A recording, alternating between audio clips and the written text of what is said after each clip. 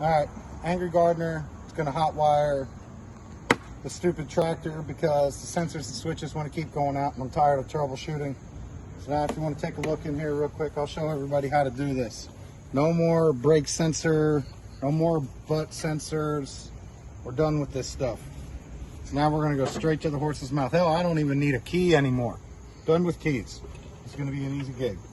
We're literally going to hook a hot wire to here, to a regular switch, and then to the neutral side of the solenoid. You cannot find the right solenoid. I'm done playing around. So stay tuned to the Angry Gardener turns this thing on with the light switch from here on out. Thank you.